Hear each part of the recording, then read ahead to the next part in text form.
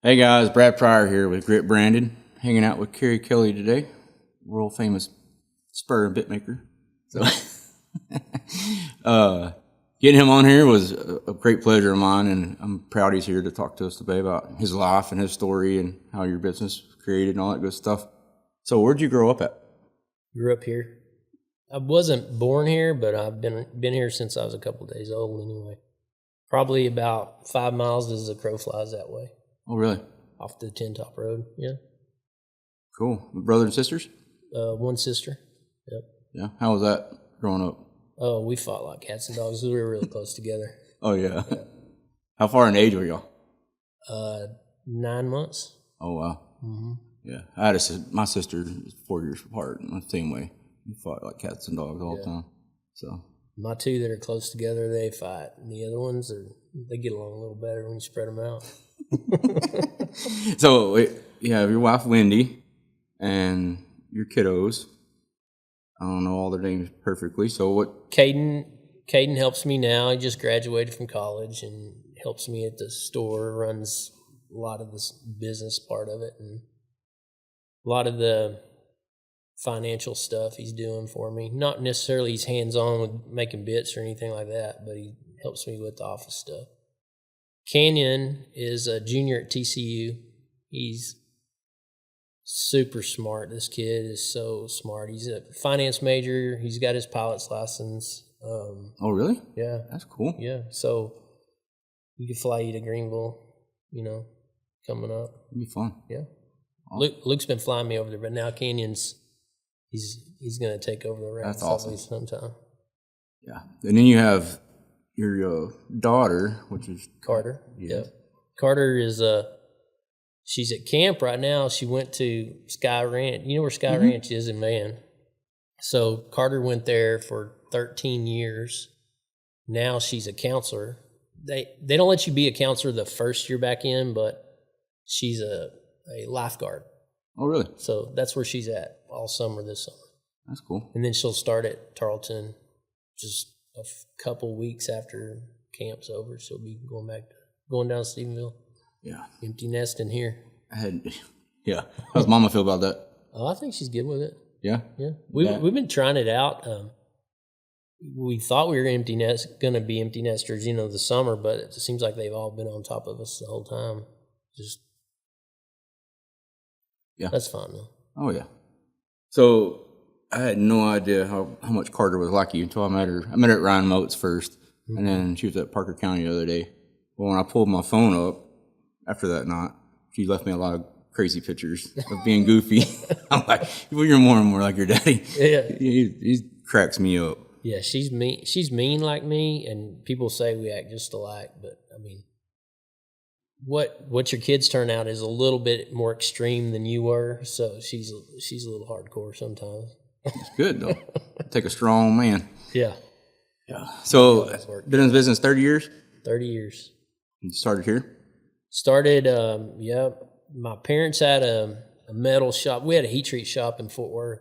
I built my first pair. Well, they had that shop, and I did a lot of welding. Learned a lot about metal there.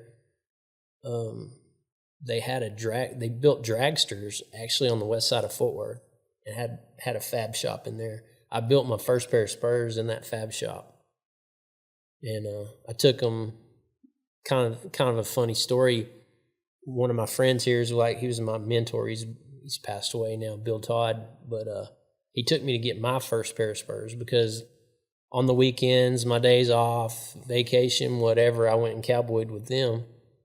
And he took me to get my first pair of spurs from Ray Anderson, which just lived across the road from him, just north of town off Zion Hill.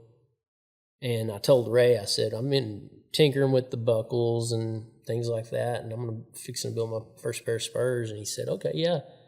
When you do, bring them back, and I'm gonna kind of coach you around, critique them and stuff like that. So he did, and kept, every time I do a little bit to him, I'd take them back and get some pointers, and that's kind of how it started. And then I made everybody on that ranch some spurs and started taking orders. I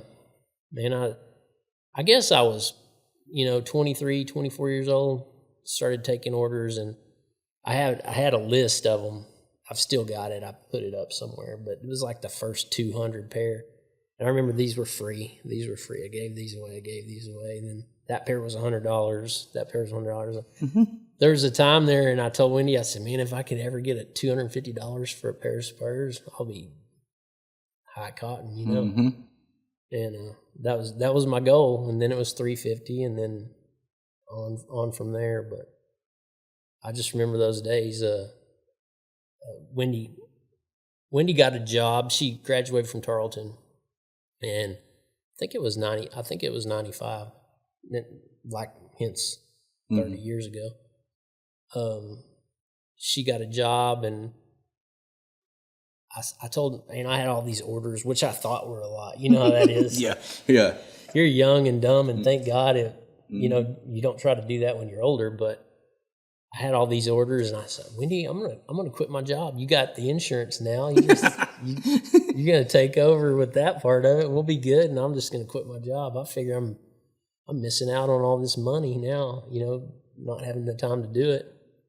So I remember he didn't say this to me, but her dad came back, and this was years later, and he goes, "Oh my goodness, what's he gonna do? What's he gonna do to my daughter?" Oh man! So I quit my job and never looked back. I remember times though. I remember, you know, I could only make a certain amount a week, and I tried to, you know, do a quota of how many Spurs I could make in that week, and you know, it was hand to mouth right there at the first. The money was good. I mean, I say good. I said back then in 1995, I said, man, if I could just do $1,000 a week, I'm good. And I remember I'd run up against a piece of crap guy, you know, and not that I'm going to name any names or anything, but there's guys in the horse business that were just bad, and then they didn't pay you, you know, or here I've got all these sale barn bits I want to trade you. I remember that. I was like, I had to take them. I was taking buckets full of sale barn bits, and then went to somebody, and I was trying to get all I could for him, you know, just to make up the difference of what he was messing me around on. Yeah. But you remember how that is, and you had the same thing. I mean, there's people that don't pay you, and wow, it's tough when you're just getting by. Mm-hmm. Hard to stay out of prison that way too. I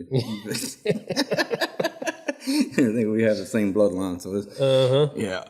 But I've got that Irish temper, man. I do. Carter does too. Yeah, I can see it, 100% her for sure. But no, that's cool. So, what with the Spurs? What made you want to build Spurs in the first place?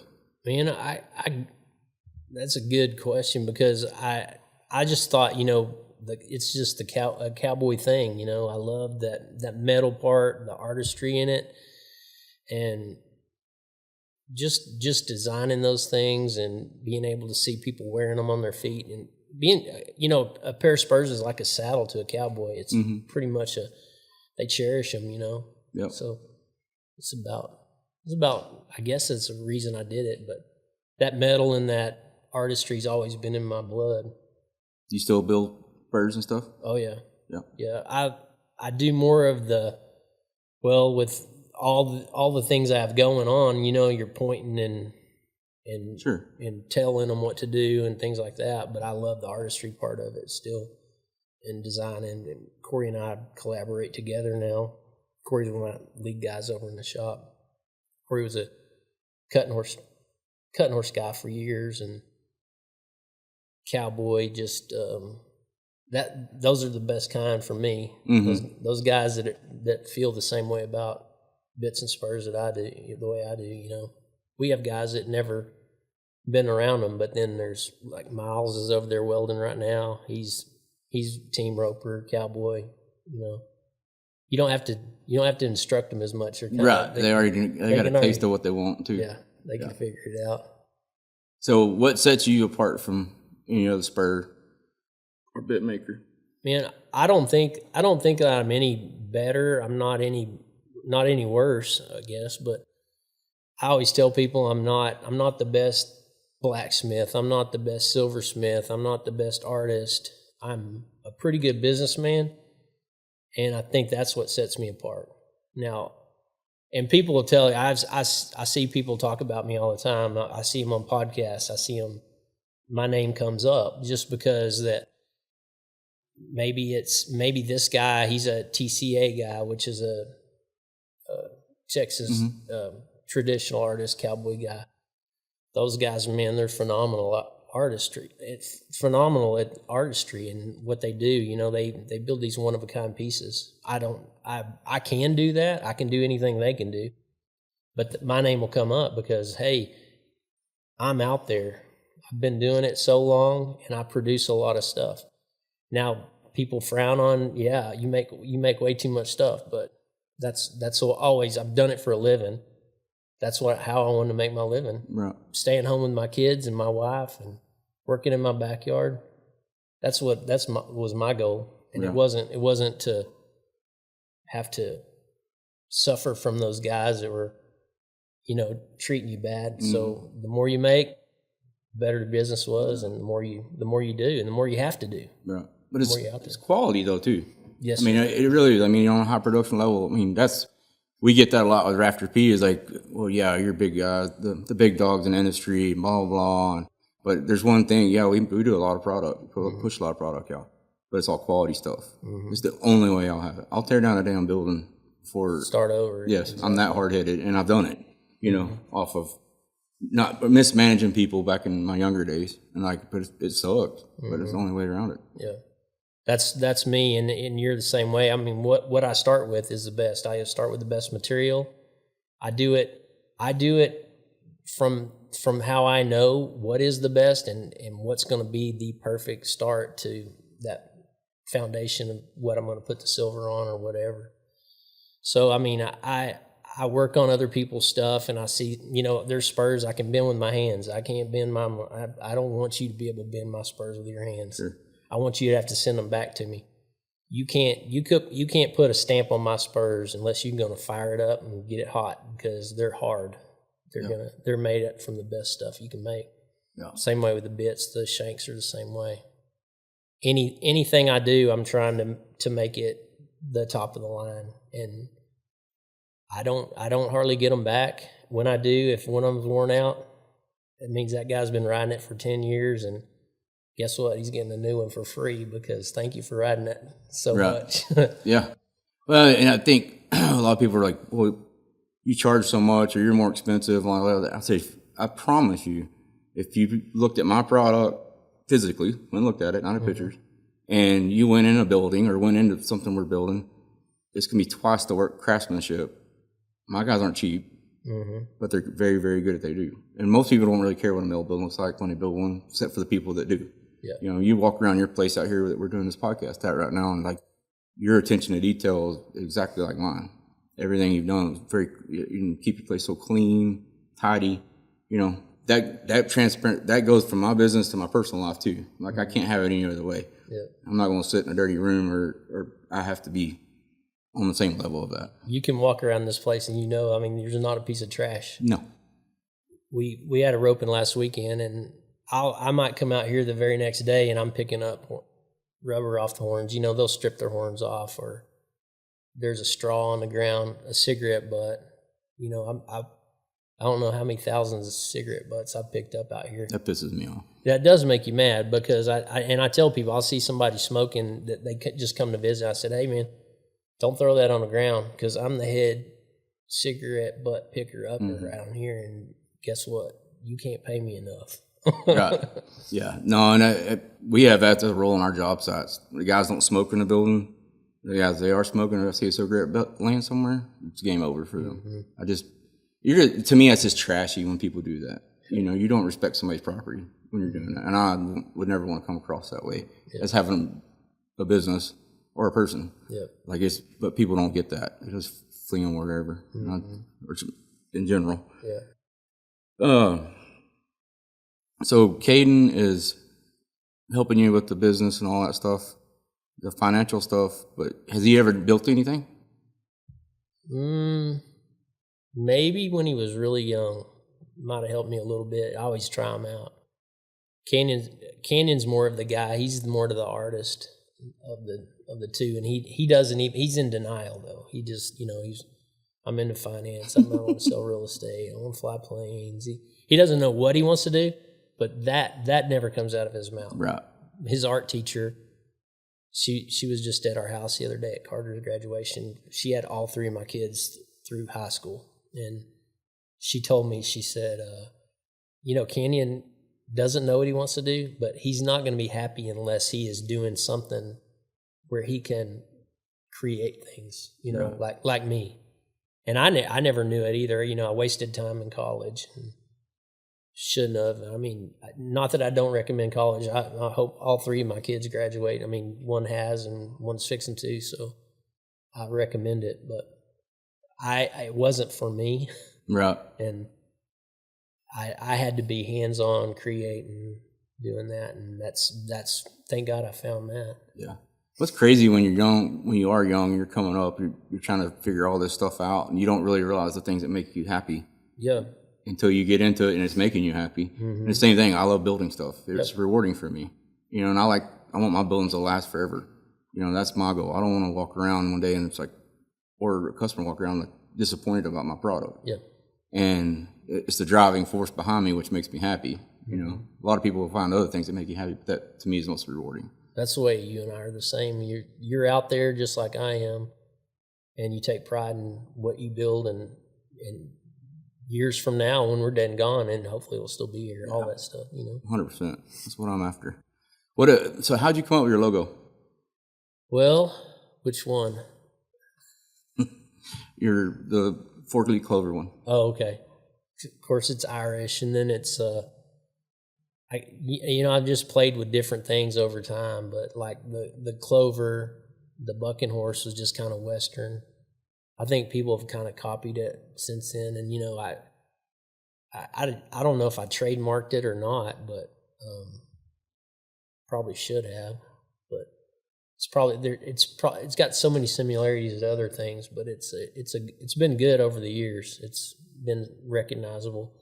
The only thing I've kind of adapted just the KK now, kind of like your P, just because you put it on signage and the bucking horse and the clover doesn't show up that well because it has to be, it's a pretty small detail. Right. So that's the only thing. So, and a lot of other people have several different ones. This one's for a sign on the fence that you can see from a mile away, and this one's something really good on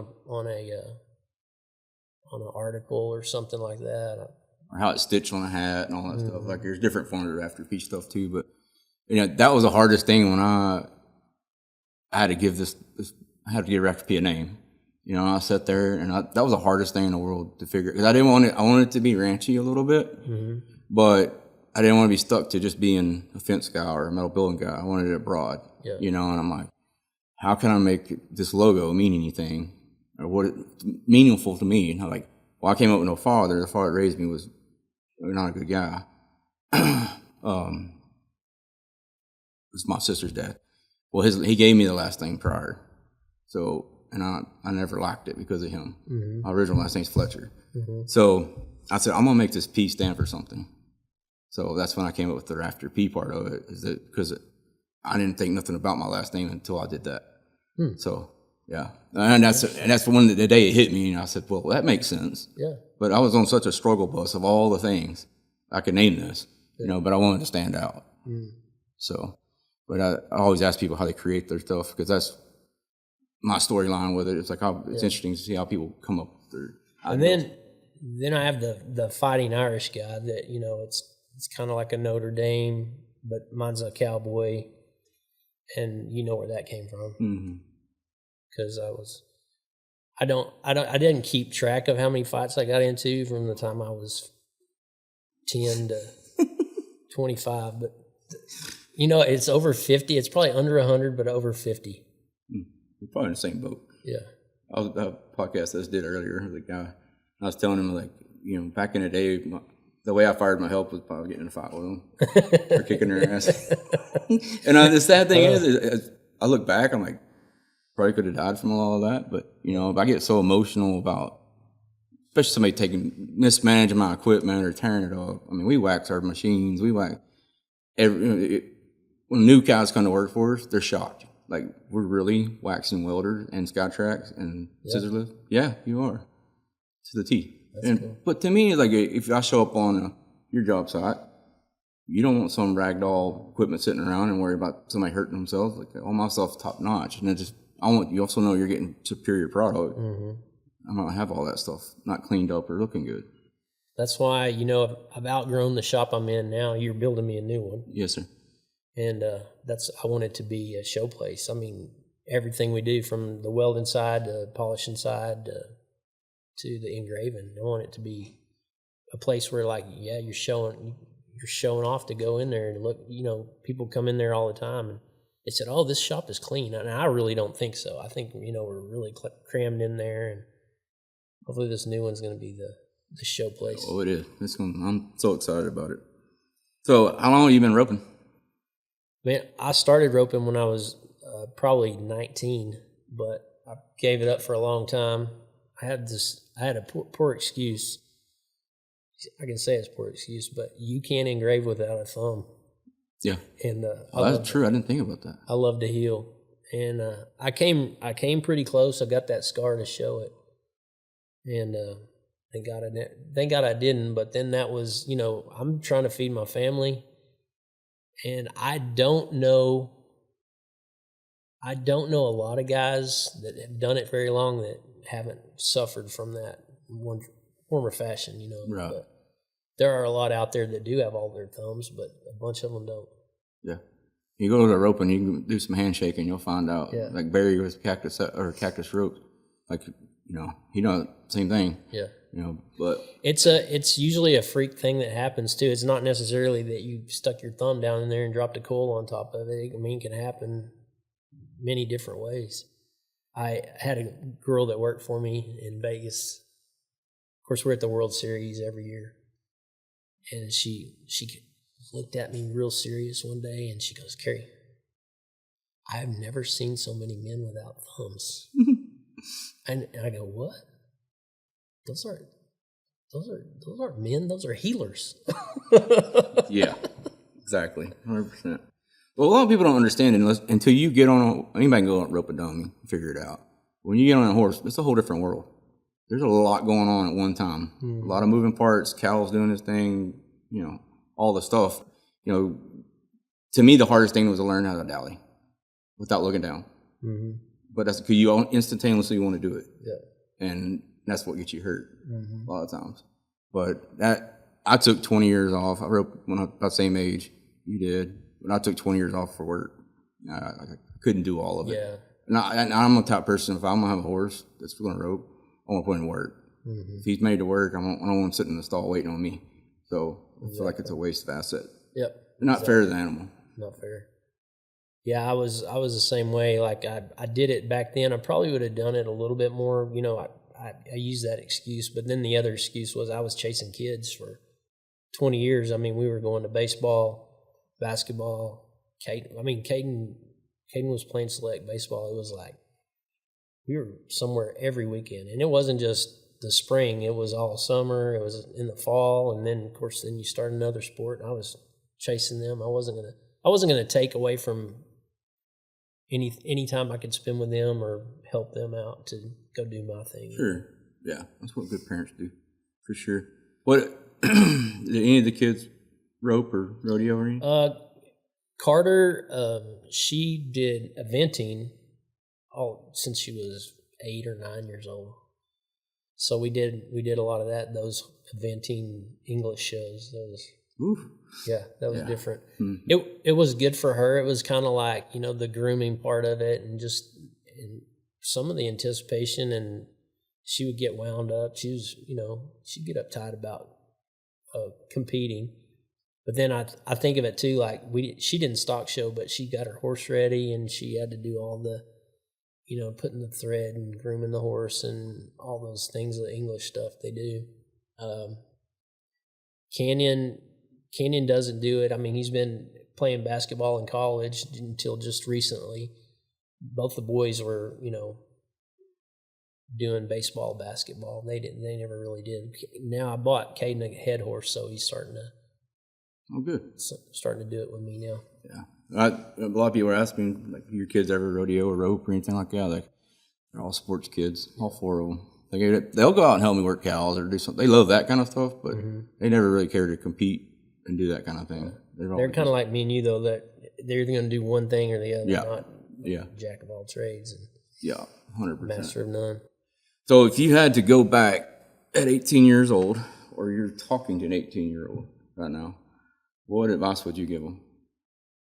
I say this to kids that come to work for me all the time. I say, man, figure out go try some things, figure out what you want to do, and then go do it. Go do it, whatever you're passionate about, because life's too short, life's too long to not enjoy what you're going to do. Yeah, 100%. And not be good at it too. If you're passionate about what you're doing, and I remember I probably don't do it anymore, but there were years and years that I would go to bed, just dreaming about, building spurs. That sounds dumb, but I was that passionate about it. I know. Yeah, and you think about it all the time. You daydream about it, and I guess that's how I am. I'm an innovative dreamer. Mm-hmm. So yeah, that's important for these kids to understand these days. Like, if you find them always following the wave of whatever their friends are doing instead of what they really want to do, or what they're told to do by their parents or what have you. But ultimately, what's made my life what it is loving what I do. Yeah, and I think that's a valuable thing for a kid to hear and understand, especially in this day and time, how kids are. Yeah. So if you had to define grit in one word, what would it be? Your grit. My grit? Mm-hmm.